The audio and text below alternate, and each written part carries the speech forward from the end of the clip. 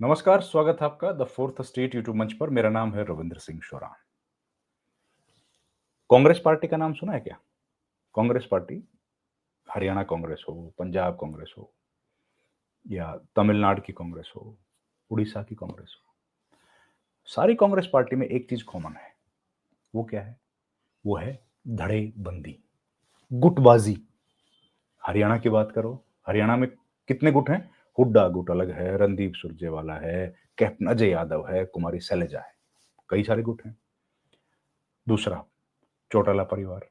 चौटाला परिवार में रंजीत चौटाला अलग हैं, अभय चौटाला अलग हैं, अजय चौटाला अलग हैं। पहले एक और वो चौटाला जो विधायक बन गए हैं वो भी अलग थे, आदित्य चौटाला, अब वो साथ आ गए हैं। तो ऐसे अलग अलग गुट। तो जितने गुटबाजी, जितने धड़ेबंदी चौटाला परिवार में या कांग्रेस पार्टी में है, उससे ज्यादा कहीं है क्या? हो सकती है। उससे कहीं ज्यादा धड़ों में बट गई है इस वक्त हरियाणा की नौकरशाही।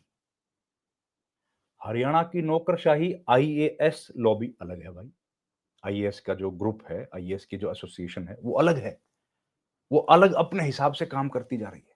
अब दूसरा, आईपीएस की एसोसिएशन अलग है, वो अपने हिसाब से काम कर रही है। आईपीएस के एसोसिएशन में भी दो फाड़ हो गए, दो गुट बन गए, एक एक इधर है, एक इधर है।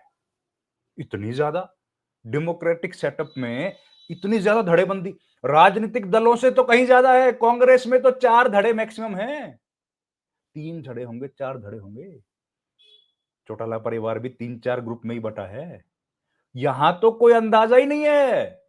यहां पर तो आईएएस एसोसिएशन कुछ कह रही है, आईपीएस एसोसिएशन कुछ कह रही है, और आईपीएस के भीतर और भीतर और भीतर कितनी गुटबाजी हो गई है। एक गुट कह रहा है कि आईपीएस अधिकारी पूर्ण कुमार की जो आकस्मिक घटना उनके साथ हुई है, उस पर उनको न्याय मिलना चाहिए, और जो व्यक्ति इसके लिए दोषी हैं या आरोपी हैं, उन पर कार्रवाई हो। एक ग्रुप उनको बचाने में लगा हुआ है। एक ग्रुप कह रहा है कि सबको हटा दो। एक ग्रुप कह रहा है भैया आईएएस को भी लपेटो। एक कह रहा है कि अगर डीजीपी जाएंगे तो चीफ सेक्रेटरी क्यों बचेंगे, वो भी तो आरोपी हैं। जो एफआईआर का जिक्र हुआ है और जो जानकारी मिली है पब्लिक डोमेन में, उसमें कहा गया है कि भाई चंडीगढ़ पुलिस ने जो एफआईआर की है, उसमें फाइनल नोट में जो नाम शामिल थे वो सबके नाम है। सबके नाम है तो फिर आईएएस के भी नाम है, आईपीएस के भी नाम है, और उसके भी ऊपर कुछ आईएएस अधिकारी तो अपने स्कोर सेटल कर रहे हैं कि हमारे ऊपर जो एलिगेशंस लगे थे उनसे निपटारा करवा दिया जाए, उनसे पीछा छुड़वा लिया जाए। और आईपीएस इस चक्कर में लगे हैं कि कुछ आईएएस अधिकारियों को निपटा दिया जाए, उनको जेल में ठूंस दिया जाए, पुराने मामलों को निकाल के लाओ। तो इस तरह की गुटबाजी बहुत दुर्भाग्यपूर्ण है, लेकिन यह सच है। वरिष्ठ जो भी अफसर इस वक्त हैं, हरियाणा की नौकरशाही में काम कर रहे हैं या पूर्व भी हैं, वो सारे के सारे गुटबाजी का शिकार दिख रहे हैं। और इतनी ज्यादा धड़ेबंदी, लॉबिंग इस वक्त आईपीएस पूर्ण कुमार के मामले पर देखने को मिल रही है, जितनी शायद पहले नहीं दिखी, या फिर होगी, हो सकता है पहले भी रही हो, लेकिन इतनी खुल के सामने नहीं आई। और ये बेहद चिंताजनक है। हरियाणा तो छोटा स्टेट है, 10 तो लोकसभा है, 90 विधानसभा है, बहुत लंबा चौड़ा एरिया है नहीं, लेकिन अमीर तो है, दिल्ली से सटा हुआ है। प्रगति के लिए नए मापक इसने स्थापित किए हैं, नए मापदंड स्थापित किए हैं, नई ऊंचाइयां हासिल की हैं।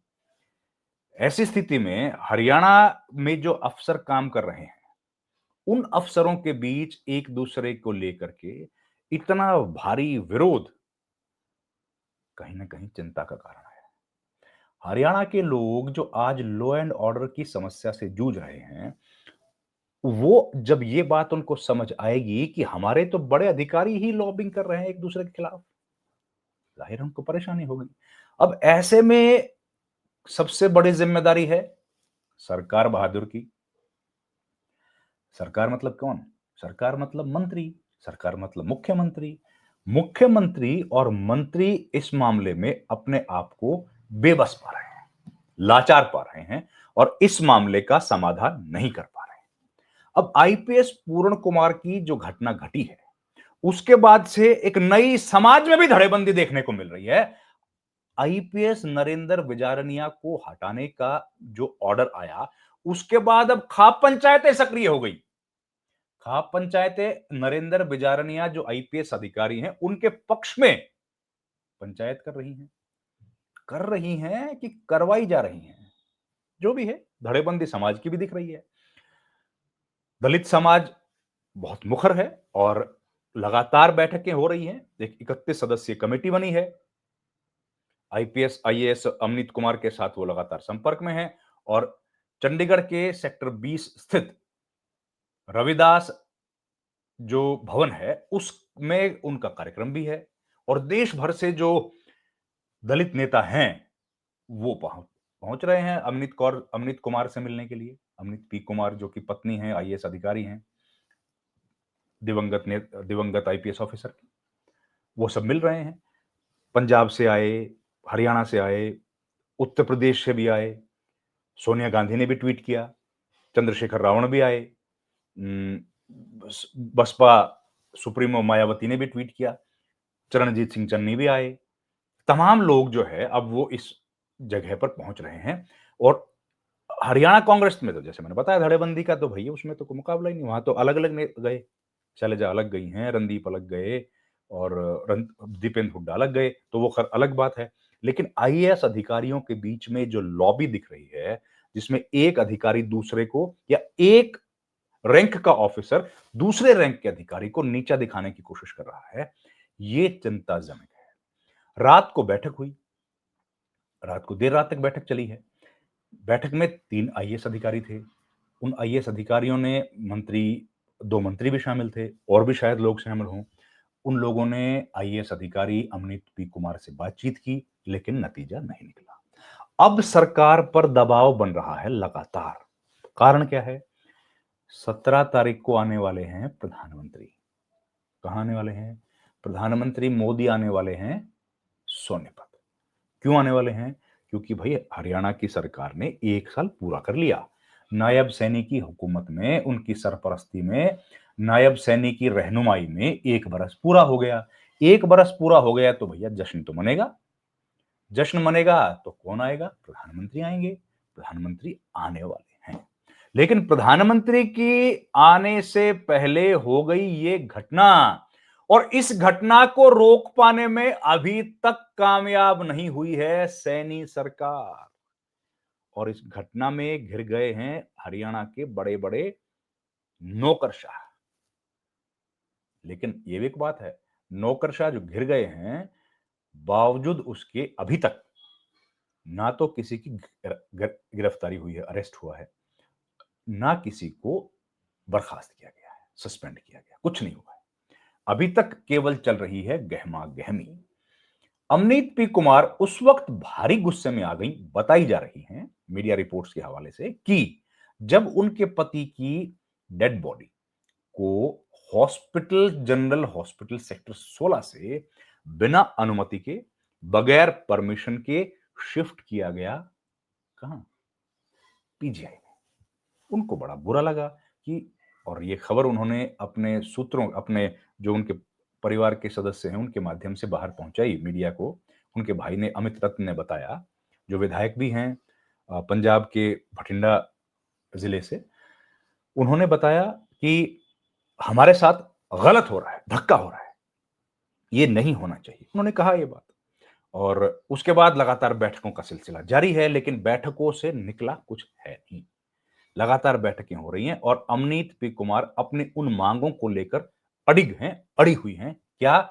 एक, जो 2 अधिकारी मुख्य तौर पर हैं उनकी गिरफ्तारी हो और बाकी जिन लोगों का नाम है उन लोगों का के ऊपर कार्रवाई हो। ये सब तो तब हो जब एफआईआर में किसी का नाम हो। इस पर अमनीत कौर कुमार ने कहा कि नामजद एफआईआर करो भाई। नामजद एफआईआर नहीं हुई है। एफआईआर में लिखा है कि फाइनल नोट के अकॉर्डिंगली। अब बड़ा ये तो वेग है, एम्बिगुअस है।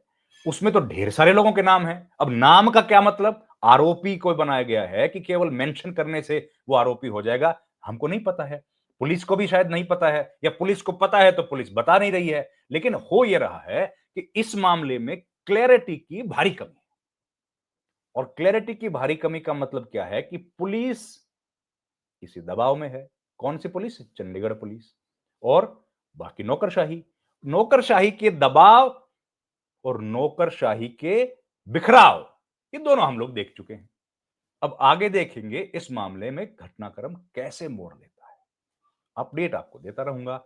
इस वीडियो में इतना ही। आपसे रिक्वेस्ट है हमारे चैनल को ज्वाइन करें, जिससे हमें आर्थिक सहायता मिलेगी।